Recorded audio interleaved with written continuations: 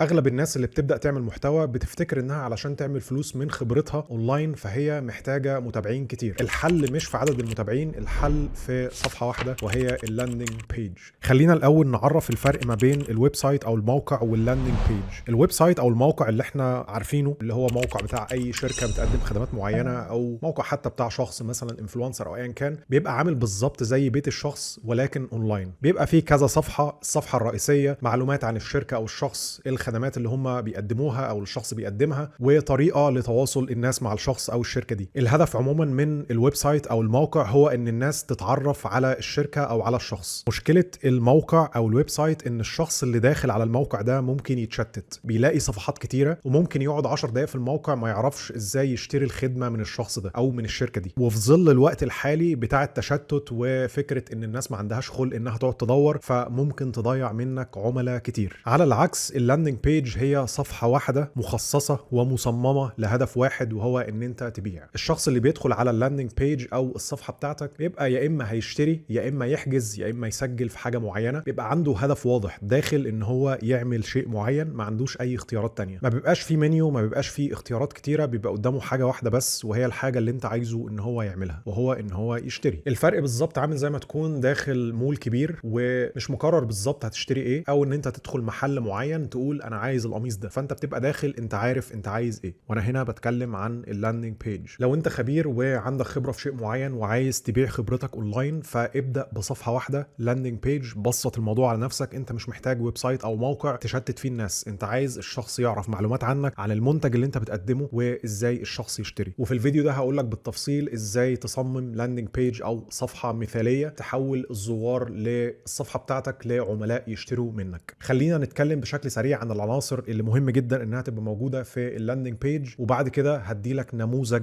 للاندنج بيج او صفحه مثاليه. ولكن خلينا ناخد العناصر المهمه كده بشكل نظري. الصفحه لازم يكون فيها ايه؟ اول عنصر وده مهم جدا هو ان انت يبقى عندك عنوان واضح. الشخص يدخل على اللاندنج بيج او الصفحه يبقى عارف انت بتقدم ايه او بتبيع ايه. الموضوع ده مهم جدا، لان لو الشخص دخل ما فهمش بالظبط اللي انت بتحاول تقدمه له او اللي انت بتحاول تقنعه ان هو يشتريه، هيخرج من الصفحه بشكل مباشر. فعلى سبيل المثال لو انت مثلا بتحاول تساعد الناس اللي هم عندهم خبره في شيء معين ان هم يعملوا فلوس اونلاين، فممكن تعمل عنوان للصفحه او هيدلاين كبير، ازاي تضاعف دخلك في خلال 90 يوم بدون ما تسيب وظيفتك مثلا. فلما بدخل على الصفحه والاقي العنوان ده بفهم ان الشخص ده هيساعدني ان انا احول خبرتي لبزنس اونلاين. تقريبا ده اهم عنصر على الاطلاق، ولكن العناصر اللي جايه كمان مهمه جدا. العنصر الثاني وده مهم جدا، لازم الشخص لما يدخل على الصفحه يبقى عارف المنتج او الخدمه اللي انت بتحاول تبيعها له او اللي انت بتحاول تقنعه ان هو يشتريها. الحاجه الثانيه الشخص ده لازم يبقى فاهم او مقتنع هو ليه محتاج المنتج ده. والحاجه الثالثه لازم تبقى مفهم الشخص هياخد ايه لو اشترى المنتج ده، هيحصل على ايه، هيوصل لايه في الاخر. العنصر الثالث وده مهم جدا جدا وهو الفي اس ال او الفيديو سيلز ليتر. هدفه انك تعمل فيديو، الفيديو ده يكون باين فيه انك صادق وباين ان انت بتحاول فعلا تساعد الشخص اللي انت بتكلمه. ويفضل ان الفيديو ده يكون فيه نوع من القيمه، تحاول تساعده فعلا بشيء معين في الفيديو ده، تقدم له معلومات. وانا ما رجحش ان الفيديو ده يكون فيه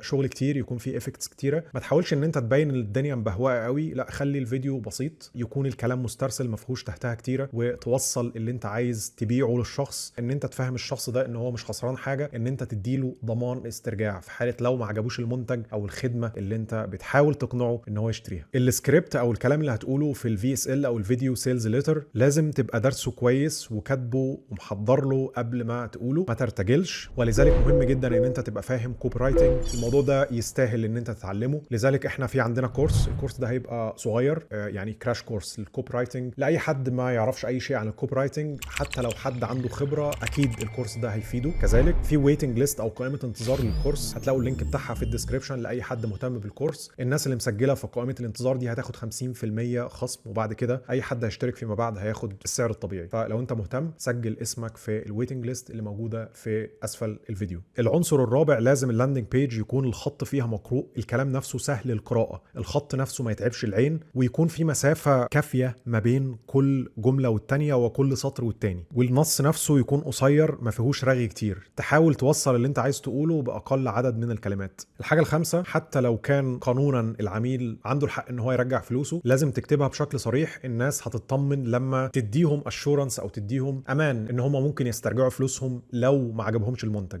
النقطة دي مهمة جدا وهتحقق معادلة نجاح البيع للشخص. لازم توصل الشخص ان هو يبقى مدرك انه مش هيخسر اي شيء لو اشترى المنتج، يبقى زي ما بيقولوا الموضوع نو برينر، يعني الموضوع خلاص ما فيهوش تفكير او مش محتاج تفكير. فلو قلت له ان المنتج هيحقق لك بالظبط النتائج اللي انت عايز توصل لها وفي نفس الوقت هنرجع لك فلوسك كاملة حتى لو ما عجبكش المنتج، هيبقى الموضوع يعني منطقي وهيشجعه اكتر ان هو يشتري. وخليني اقول لك لو انت واثق في المنتج بتاعك مش هتبقى خايف من النقطة دي. يعني احنا عملنا الكورس بتاعنا في يناير 2025، عملنا عمليتين استرجاع بس، واحدة اشترت الكورس بالغلط والمعاملة التانية كانت بتاعت واحد كان محتاج الفلوس فرجعنا له الفلوس. فما تقلقش تماما من الحتة دي، لو انت متقي ربنا في المنتج اللي انت بتبيعه مش هتخاف خالص من النقطة دي. حتى لو حد طلب ان هو يسترجع المنتج هيبقى اجمالي المبيعات مغطي على الريفند او مغطي على عمليات الاسترجاع، لانك فكرة ان انت تقول انا هرجع لك فلوسك لو ما عجبكش الكورس هتخلي الناس تشتري بشكل كبير جدا. ولو الناس عجبها المنتج صدقني مفيش حد هيطلب ان هو يرجع فلوسه. الحاجة السادسة ودي مهمة جدا انها تبقى موجودة في اللاندنج بيج او الصفحة، وهي السوشيال بروف او الاثباتات ان الناس عجبها المنتج. بمعنى مفيش حد عايز يشتري المنتج او يجرب اول واحد، بيبقى عايز يشوف الريفيوز، بيبقى عايز يشوف الاراء بتاعت الناس اللي اشترت قبله. انت لما بتيجي تشتري مثلا منتج على امازون او اي موقع، اول حاجة بتروح عليها الريفيوز او الاراء بتاعت الناس. انت مش عايز تلبس، مش عايز تشتري حاجة اول واحد، فمهم جدا ان انت تجمع اراء بتاعت ناس. حتى لما انا بدأت في المجال بتاع تدريب الناس اونلاين وكده كنت بدرب ناس بشكل مجاني في مقابل ان هم يدوني ريفيوز، حتى كنت بعمل خصم بيزيد عن 50%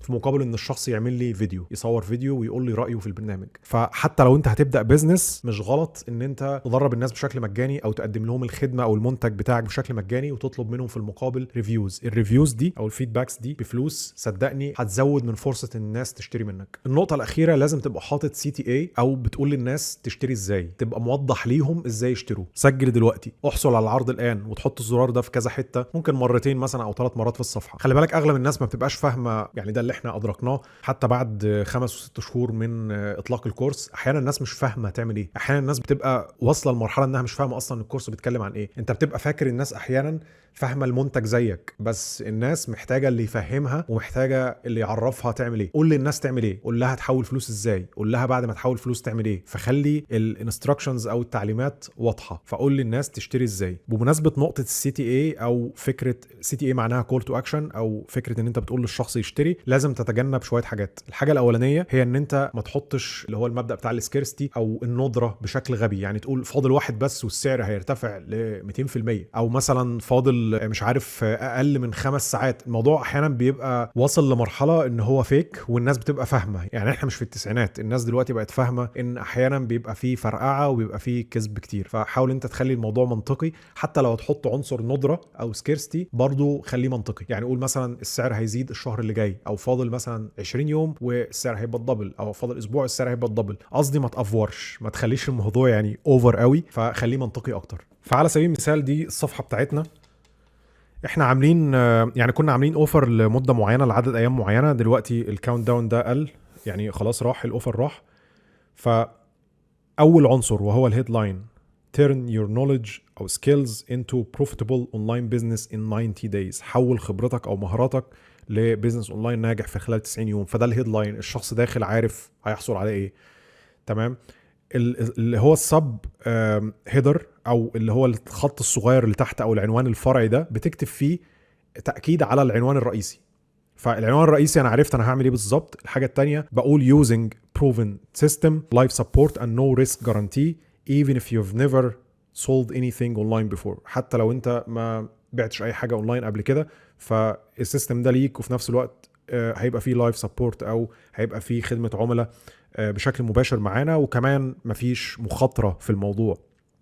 العنصر اللي بعد كده هو السيلز ليتر.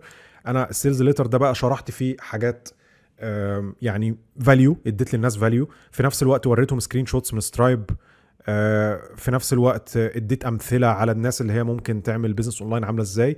ده الزرار بتاع CTA، يبقى واضح انت هتعمل ابلاي ازاي. العنصر اللي بعد كده وهو التستيمونيالز. في عندنا ناس فعلا اشتركت وحققت نتائج، فانا حاطط التستيمونيالز بتاعتهم. بحط بقى على قد ما اقدر عدد تستيمونيالز، بس طبعا ما بكترش قوي عشان الناس ما تزهقش، فانا مش حاطط كل الريفيوز اللي جات لنا. تمام. وهنا بقى الماني باك جارانتي، او فكره ان انت حتى لو ما حققتش نتائج هنرجع لك فلوسك 100%، هيبقى عندك 100% ريفند. فانا حاطط 100% هنرجع لك فلوسك لو الكورس ما عجبكش. في حته بقى حلوه ممكن تضيفها بحيث ان انت تقلل شويه فكره ان الناس تقعد تبعت لك تسالك اسئله اللي هي الاف اي كيو او الفريكوينتلي asked questions او اكتر الاسئله المتكرره، وتجاوب على اكتر الاسئله اللي ممكن اي حد يسالها.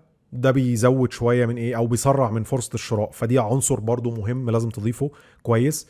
في نفس الوقت انا مدي نبذه عندي او فكره عني، يعني انا مين وليه الناس لازم تشتري مني.